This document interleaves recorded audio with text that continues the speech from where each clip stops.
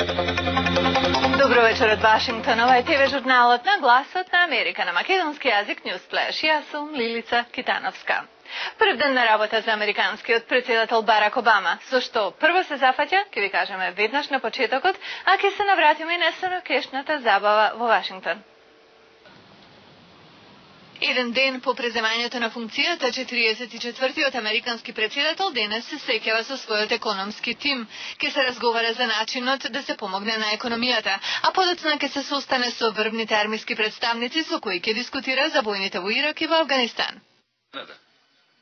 Светските лидери го поздравија новиот американски председател. Египетскиот председател Хосни Мубарак го поттикна да ја направи кризата на Блискиот Исток итен приоритет. Иранскиот министар за надворешни работи Манучер Мотаки кажа дека САД треба да ја променат американската политика на Блискиот Исток за да го подобрат својот имидж во регионот. Јапонскиот премиер Таро Асо рече дека тесно ќе сработува со Барак Обама, особено во напорите да се конфронтира глобалната економска криза. Пакистанскиот председател Асиф Али Зардари и премиерот Саид Јусуф Раза Гилани изразија увереност дека уделот на Обама во спротивставување на предизвиците за човештвото ќе биде голем. Во Кенија, каде бил роден татко му на Обама, огромна радост и гордост. Папата испрати порака со желби Господ да му даде непогрешива мудрост и сила на Обама. Инаку, председателот и првата дама, првата ноќ по инаугурацијата се појавија на 10 балови низ цел Вашингтон. Понекаде зборуваше, но на повеќето места председателот едноставно се забавуваше со звезди и обичен народ, на голема радост на присутните. Сите срекни што добија човек за председател кој дава чувство дека е еден од нив. За многу постари афроамериканци кои живееле во мрачните времења на расна сегрегација во Америка, изборот на Барак Обама за председател е достигнување за кое не ни сонувале. Во продолжение ќе чуеме како верници од една црква во Вашингтон го доживуваат крајот на едно долго патешествие. Црквата била основана од слободни афроамериканци пред 160 години, кога робството се уште било легално во САД.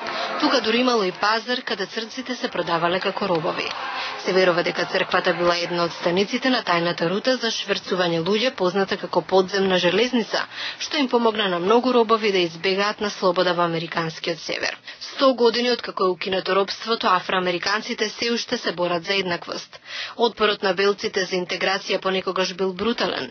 Црнците биле одвојувани од белците во сите области на животот. Некои се сеќаваат на такви искуства дури и во главниот град. We couldn't eat downtown at the counters. I was with a group who sat in so that people could sit at the counters. Не можевме да јадеме во ресторани. Јас бев дел од група демонстранти кои бараа тоа да се промени.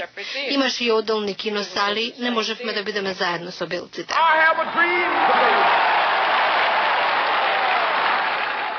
Имам сон, рече доктор Мартин Лутер Кинг во 1963 во говор пред околу половина милион луѓе, меѓу кои белци, кои дојдоа во Вашингтон да бараат расна еднаквост.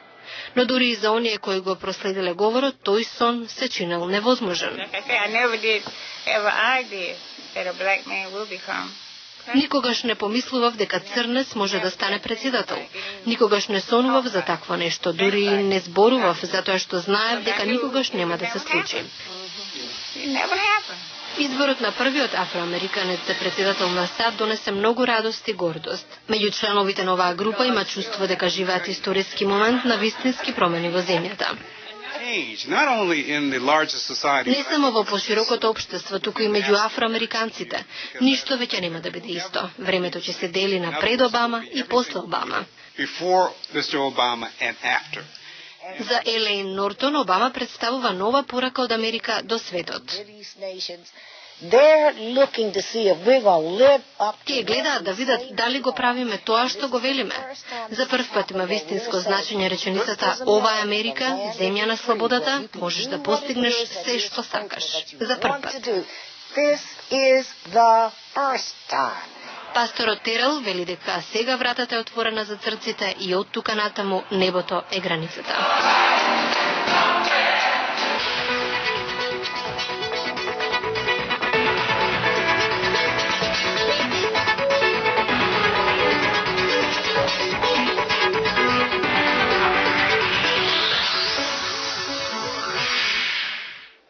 Ето крајот на нашата емисија. Ве оставаме да уживате во гледките што овде во Вашингтон направија историја. On this day, we gather because we have chosen hope over fear, unity of purpose over conflict and discord. A day of shining hope, the inauguration of Barack Obama. I come treated of thee. Thank you. Thank you.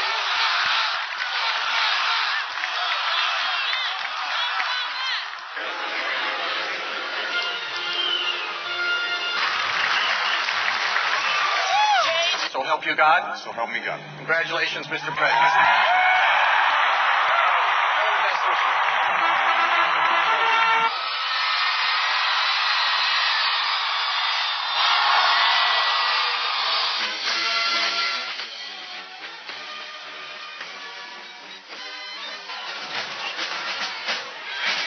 President-elect Obama, remember?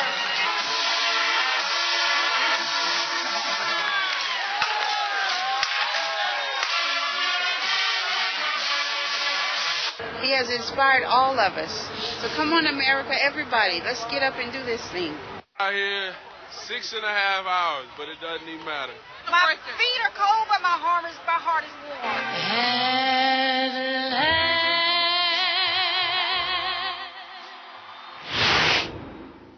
Го гледавте Newsflash на Гласот на Америка на македонски јазик. Јас сум Лилица Китановска. До гледање.